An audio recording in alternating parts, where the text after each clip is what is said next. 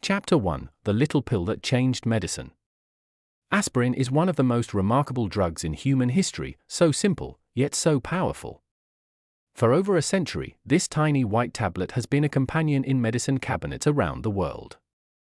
People have reached for it to soothe pounding headaches, reduce fevers, ease arthritis pain, and even calm the discomfort of the common cold.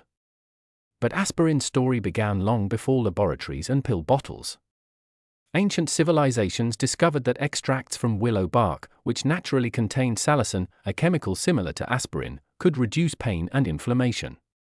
Hippocrates, often called the father of medicine, recommended willow bark tea to relieve fevers as early as 400 BC. From folk remedies to modern pharmacology, the pathway of aspirin reflects humanity's ongoing search for relief. The turning point came in the late 19th century when scientists at Bayer, a German pharmaceutical company, synthesized acetylsalicylic acid in a stable, pure form. They named it aspirin, and by the early 20th century, it had become one of the most widely used drugs on the planet. For decades, aspirin was known only as a pain reliever and fever reducer. But in the latter half of the 20th century, a groundbreaking discovery changed its reputation forever. Researchers found that aspirin had another unexpected property: it could thin the blood. By reducing the stickiness of platelets, aspirin helped prevent the formation of blood clots, the very clots responsible for heart attacks and strokes. This was revolutionary. Suddenly, aspirin was no longer just a household remedy, it became a weapon in the fight against the world's leading cause of death, cardiovascular disease. By the 1990s, millions of doctors across the globe were recommending low-dose aspirin, sometimes called baby aspirin, for older adults. It was cheap, accessible, and appeared to be a miracle pill that could save lives. Advertisements labeled aspirin bottles with heart symbols, pharmacies placed them in the heart health section, and countless people began taking it daily without much thought. But science is never static. Over the past 2 decades, new research has revealed a more complicated truth. While aspirin does save lives for certain people, especially those who already have heart disease, it also carries serious risks. And for some, those risks may outweigh the benefits. So, the question today is this: should you take aspirin every day for your heart? Or is it time to rethink what was once seen as unquestionable wisdom? Chapter 2: How aspirin works in the body. To understand why aspirin became such a big deal for heart health, we need to step inside the body and explore the world of blood clots. Blood clotting is one of the body's most remarkable survival mechanisms. Imagine cutting your hand while preparing dinner. Within seconds, your body leaps into action, platelets, tiny, disc-shaped cells, rush to the site of injury.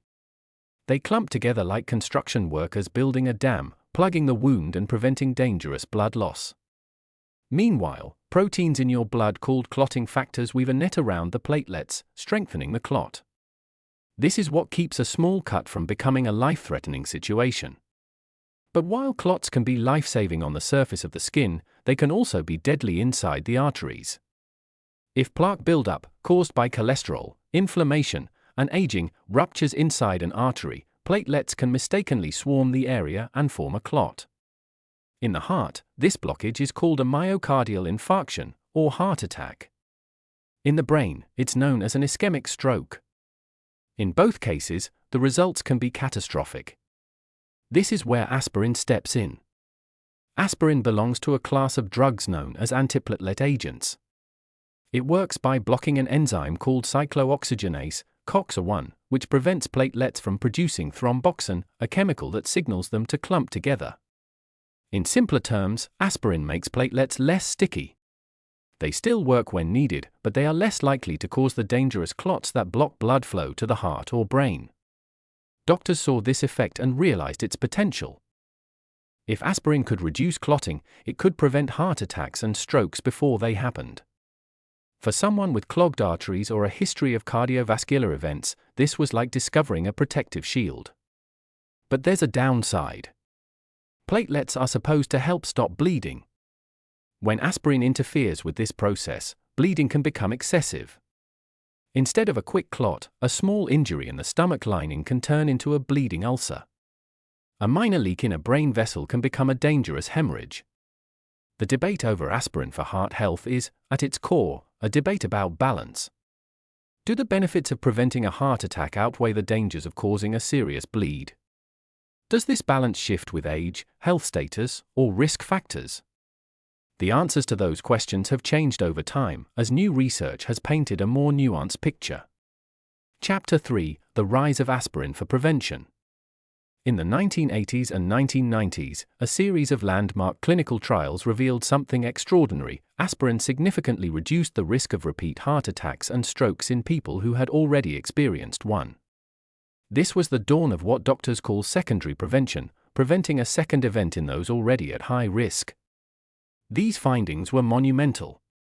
For the first time, doctors had a widely available, inexpensive, and scientifically proven tool to improve survival rates for patients with cardiovascular disease. Aspirin wasn't just easing headaches anymore, it was saving lives. The excitement didn't stop there. If aspirin could help people who had already suffered a heart attack or stroke, could it also help those who hadn't? This idea led to a new frontier: primary prevention, using aspirin to stop the first event from happening. By the early 2000s, enthusiasm for aspirin as a preventive tool was at its peak. Pharmacies proudly sold low-dose aspirin bottles with labels like "heart healthy" and "doctor recommended." Commercials portrayed it as a responsible choice for anyone over 50 who wanted to safeguard their future. Doctors, influenced by earlier studies and clinical guidelines, frequently suggested daily aspirin for their older patients, even those who had never had heart problems. Some patients didn't even wait for medical advice, they simply started taking aspirin on their own because it seemed like a harmless, almost magical shield against heart disease. By this time, millions of people across the world were swallowing a baby aspirin every morning with their coffee, believing they were making one of the best decisions for their long-term health. It became a daily ritual as ordinary as brushing teeth. But over time, cracks began to appear in this hopeful picture.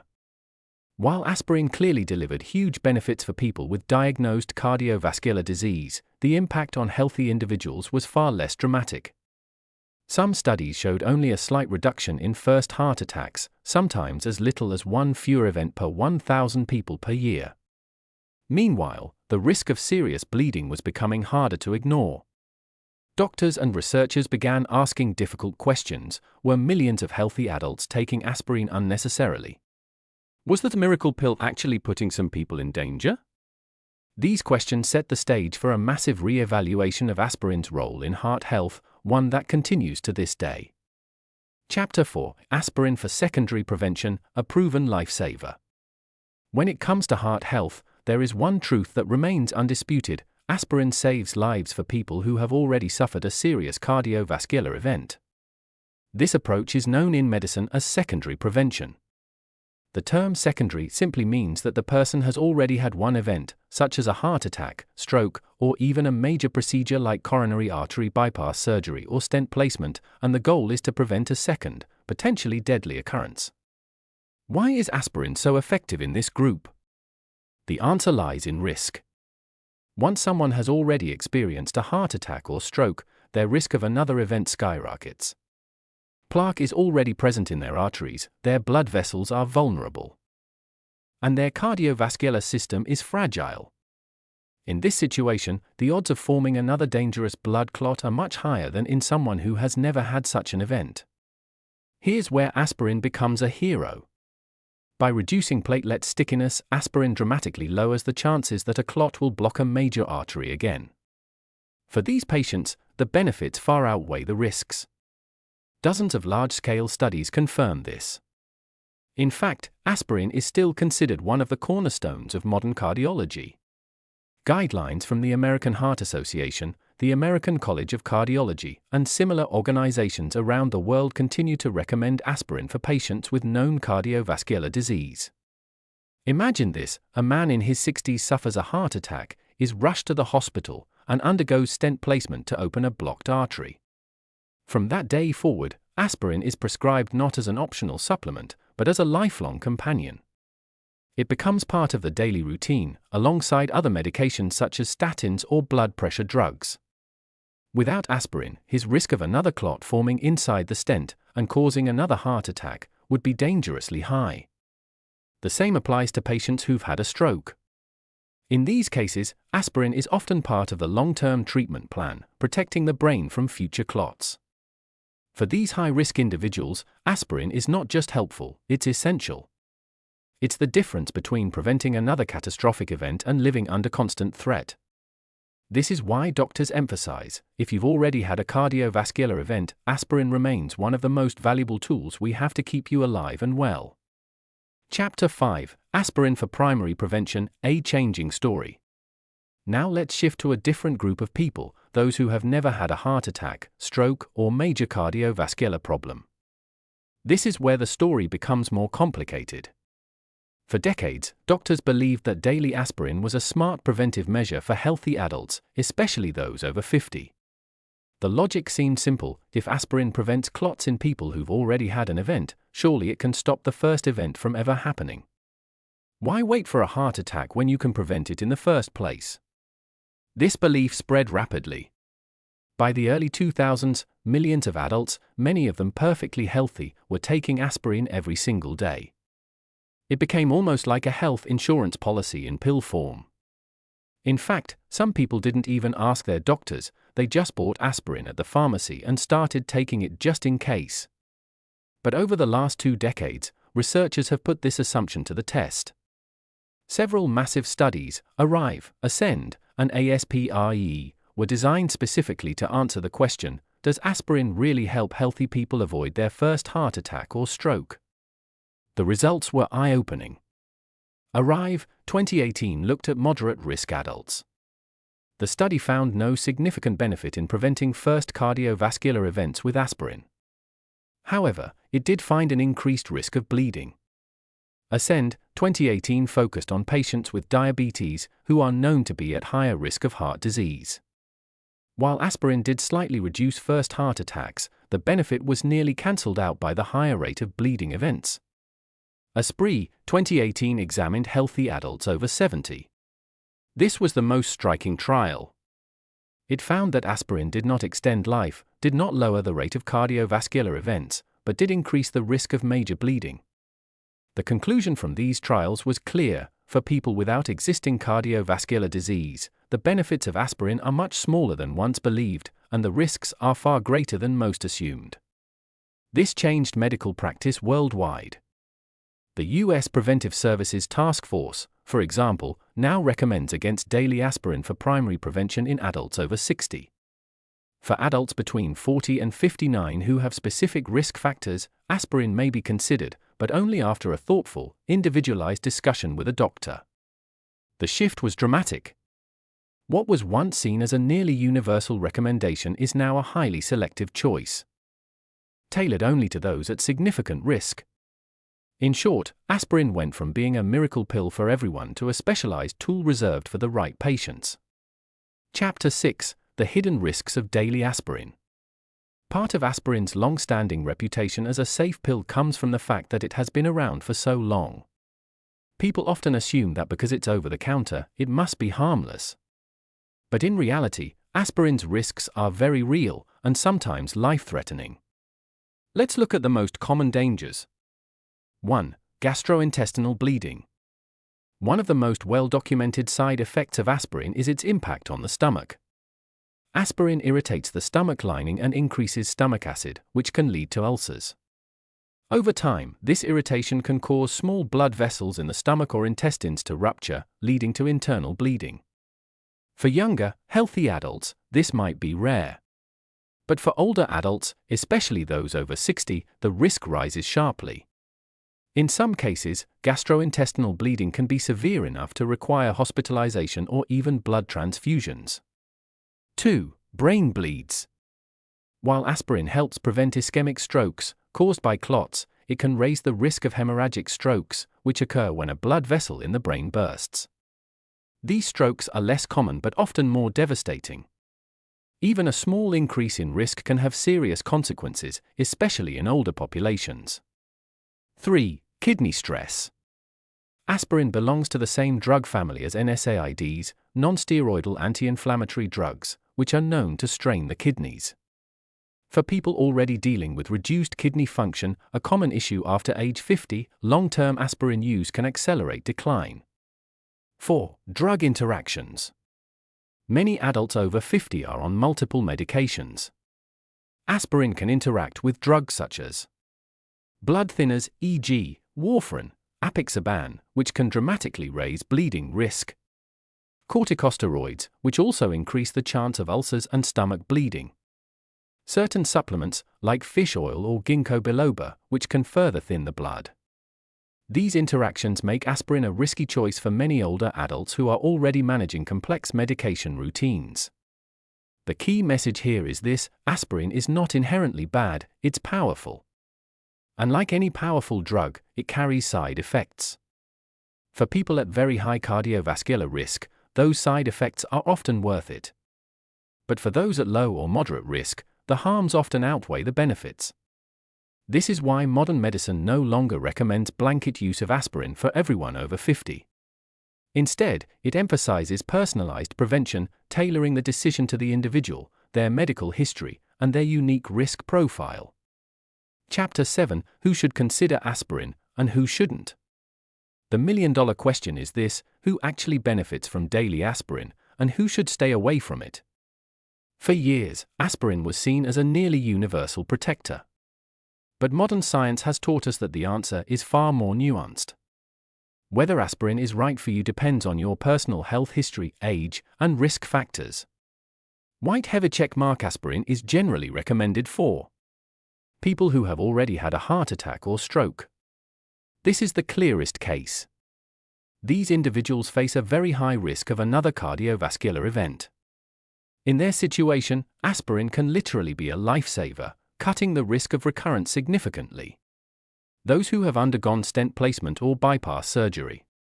When a stent is placed in a coronary artery, there's always a chance that platelets will clump up around the metal and form a clot. Aspirin helps prevent this dangerous reaction. Similarly, after a bypass operation, the blood vessels remain vulnerable, and aspirin provides an extra layer of protection. People diagnosed with significant arterial disease. For example, those with peripheral artery disease, PAD, where narrowed arteries reduce blood flow to the limbs, or with carotid artery narrowing that raises the risk of stroke.